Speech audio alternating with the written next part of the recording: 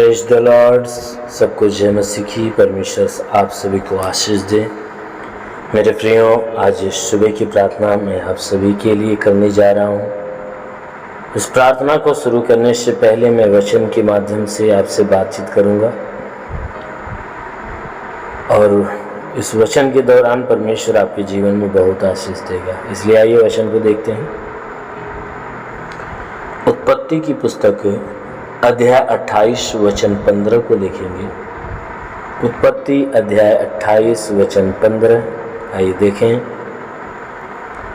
और सुन, मैं तेरे संग रहूंगा और जहां कहीं तू जाए वहां तेरी रक्षा करूंगा और तुझे इस देश में लौटा ले आऊंगा। मैं अपने कहे हुए को जब तक पूरा न कर लूं, मैं अपने कहे हुए को जब तक पूरा न कर लूं तब तक तुझको न छोड़ूंगा। आमीन, हालेलुया। मेरे प्यारे भाई बहनों, यहाँ परमेश्वर का वचन हमें बताता है, जिसमें परमेश्वर का वचन हमसे कहता है, वो परमेश्वर जो स्वर्ग में बैठा है वह कह रहा है, हे मनुष्य की संतानों सुनो। वो कहता है, सुन, मैं तेरे संग रहूंगा और जहां कहीं तू जाए वहां तेरी रक्षा करूंगा। कहता है, मेरी बात को सुन ले। हे मनुष्य की संतान, तू मेरी बात को सुन कि मैं तेरे संग संग रहूंगा। वो परमेश्वर कहता है कि मैं तेरे साथ साथ रहने वाला हूं और तू जहां कहीं भी जाएगा ना, वहां मैं तेरी रक्षा करूंगा। सच में हमारा परमेश्वर हमारे रक्षा करने के लिए 24 घंटे तैयार रहता है। क्यों? क्योंकि ये बाइबल बताती है कि वो हमारा रक्षक है, वो हमारे प्राण की रक्षा करता है, हमारे जीवन की रक्षा करता है, हमारे जीवन के हर क्षेत्र में वो हमारी रक्षा करता है। इसीलिए कहता है कि तू मेरी बात को ध्यान से सुन। मैं तुझसे अलग रहने वाला नहीं, परंतु तेरे साथ रहने वाला, तेरे संग रहने वाला हूं और तू जहां जहां जाएगा मैं तेरी रक्षा करूंगा। कहीं भी जाएगा, किधर भी जाएगा, कोई दुख आएंगे, विपत्ति आएंगी, परेशानी आएंगी, समस्या आएंगी, कहता है मैं तेरी रक्षा करने वाला हूं। कहता है इतना ही नहीं, कहता है और तुझे इस देश में लौटा ले आऊंगा।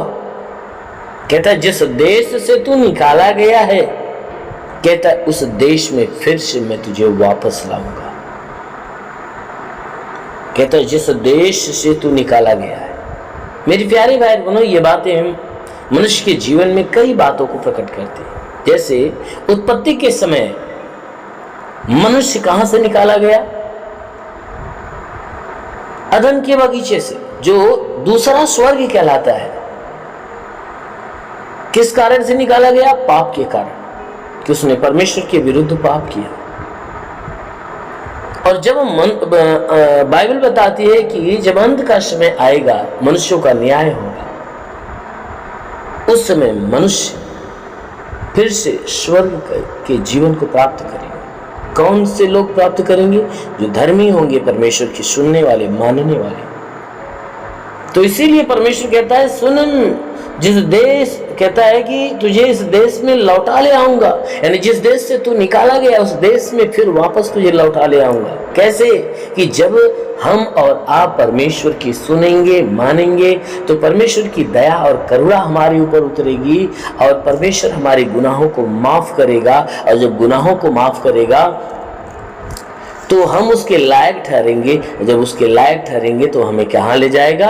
अपने राज्य में प्रवेश कराएगा। आमीन, हालेलुया।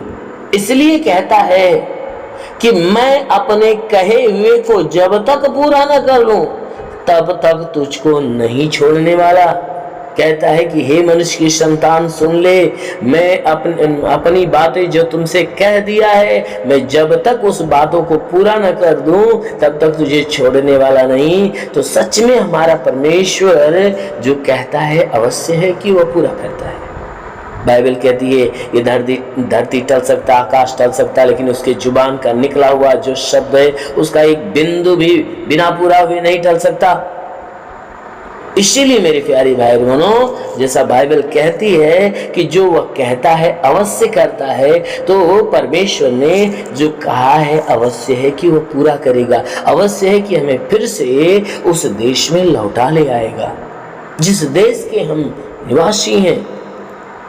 कहता है वचन कि उस देश में वह लौटा ले आएगा। तो सच में हम फिर से परमेश्वर के राज्य में प्रवेश करेंगे, फिर से स्वर्ग के राज्य में जाएंगे। कब जाएंगे? जब हम परमेश्वर की इच्छा पर चलेंगे और परमेश्वर हमारे संग चलेगा, हमारे पापों को मिटाएगा और हमें अपने राज्य में प्रवेश कराएगा। हालेलुया। इसलिए आइए आंखों को बंद करें। मैं आप सभी के लिए दुआ प्रार्थना करने जा रहा हूँ। इस प्रार्थना के द्वारा प्रभु आपके जीवन में बड़ी उन्नति की आशीष देगा। धन्यवाद करता हूँ मेरे प्रभु परमेश्वर, सृष्टि के मालिक तेरा धन्यवाद, महिमा करता, आदर महिमा तुझे देते पिता। प्रार्थना करता हूँ पवित्र हाथों को बढ़ाकर जितने लोग इस प्रार्थना को रिसीव करें प्रभु, उनको स्पर्श कर, ताकि उनके जीवन में जो दुख है, तकलीफ है, पीड़ा, परेशानियां सब खत्म होने पाए।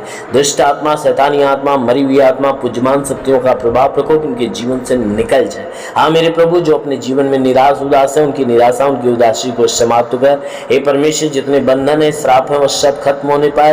इनके जीवन में, इनके घर में तू आशीष दे, इनके रोजी रोजगार के क्षेत्र पे आशीष दे, बढ़ोतरी बरकत होने पाए।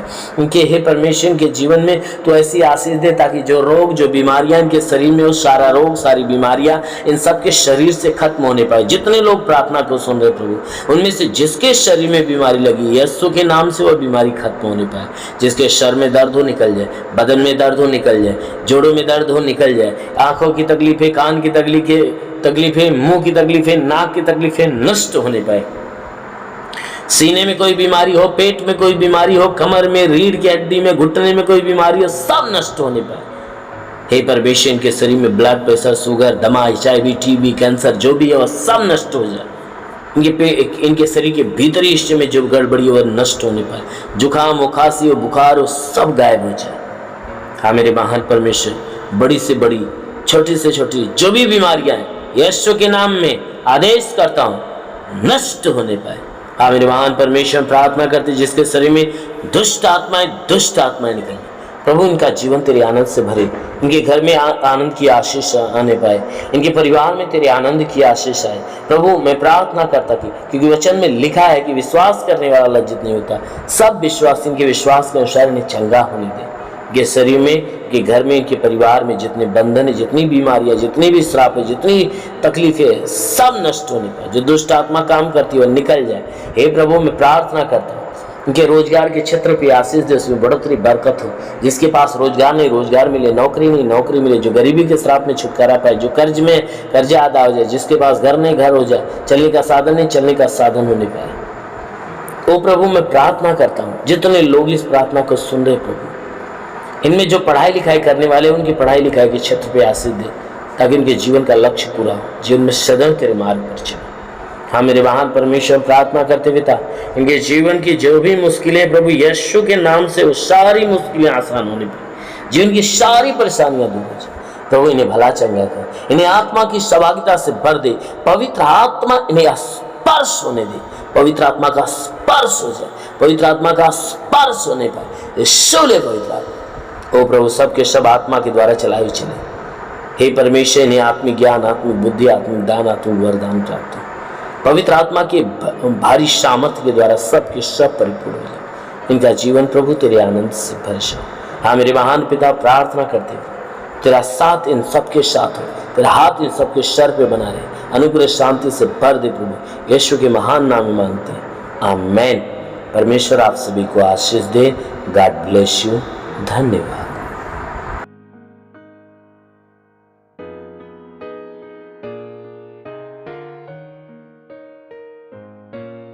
इस वीडियो को लाइक करें, हमारे चैनल को सब्सक्राइब कर बेल आइकन जरूर प्रेस करें हमारी लेटेस्ट वीडियो सबसे पहले देखने के लिए।